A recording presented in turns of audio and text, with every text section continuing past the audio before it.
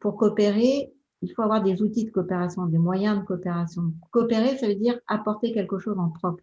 Il ne s'agit pas simplement de remplir une tâche mécanique ou d'être, disons, quelqu'un de remplaçable dans la coopération. On ne peut pas parler de coopération à propos, par exemple, je sais pas, d'une chaîne de montage dans une usine. C'est pas de la coopération, ça c'est vraiment parce que Marx appelait expropriation ou voilà, une forme d'enrôlement des individus dans une tâche dont la finalité leur échappe, dont les modalités d'effectuation leur échappent, dont les possibilités de mise en œuvre sont extrêmement limitées et finalement où ils ne font, disons ils ne mettent en commun que leur force musculaire en quelque sorte.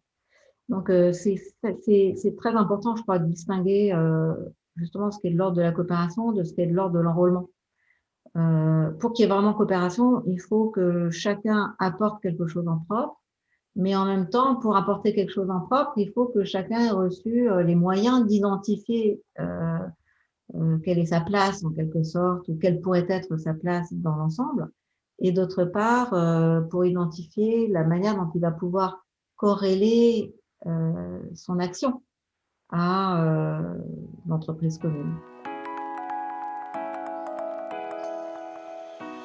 Alors, je crois qu'il y a plusieurs niveaux. Le premier niveau, c'est que ça permet quand même à tous les organismes, les agencies, les organisations et les institutions responsables de la faillite de nos modes de vie libéraux et modernes, contemporains, de se dédouaner. Ça, quand même, c'est assez récurrent dans l'histoire.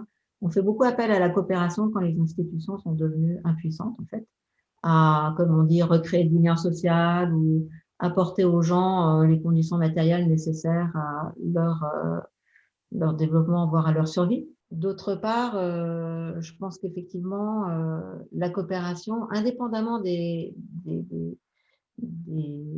avantages matériels qu'elle apporte à tout le monde, la coopération est disons, une modalité de lien social qui est absolument irremplaçable. C'est-à-dire que on peut penser indépendamment, encore une fois, des avantages matériels ou des lieux de sa réalisation, la coopération comme une forme de base de socialisation. Ou plus exactement, comme le disait Zimmel à propos de la conversation, comme un fait social pur. Il faudrait faire une distinction entre ce que vous appelez les objets culturels, qui peuvent être des spectacles, des projections, des expositions, c'est-à-dire en fait une présentation d'une œuvre, quelle qu'elle soit, à un public, et donc qui n'est qu'une toute petite partie de la culture, et donc de distinguer ceci de la culture au sens anthropologique du terme. Personnellement, dans mon travail, j'ai pris l'habitude depuis très très longtemps, et je crois que c'est important pour comprendre aussi la culture démocratique, j'ai pris l'habitude de placer les œuvres et leur exposition publique ou leur présentation publique en corrélation ou en continuité par rapport au phénomène culturel. Et je pense que penser cette continuité me semble absolument essentiel parce que ça n'est qu'à cette condition qu'on va désacraliser les œuvres d'un côté et qu'on va faire ce qu'il faut pour qu'elles existent de l'autre.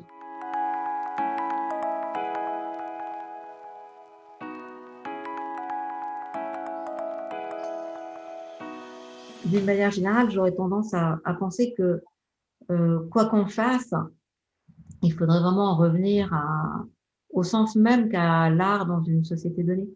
C'est-à-dire que, ou les arts, voilà, il faudrait mettre tout ça au pluriel. C'est-à-dire que, en fait, disons que les questions qu'on se pose sont beaucoup liées au fait qu'on a enlevé les arts des sociétés d'une manière tout à fait bizarre, en fait, à cause de cette, bon, d'abord à cause d'une mécompréhension de ce que c'est que la culture qui a été remplacée par la civilisation avec un grand C, mais à cause aussi de ce que, disons, les critères d'identification des œuvres d'art ont été accaparés ou confisqués par un certain nombre d'individus ou de classes qui se sont intitulés les experts ou les spécialistes et qui ont prétendu pouvoir distinguer l'art du non-art.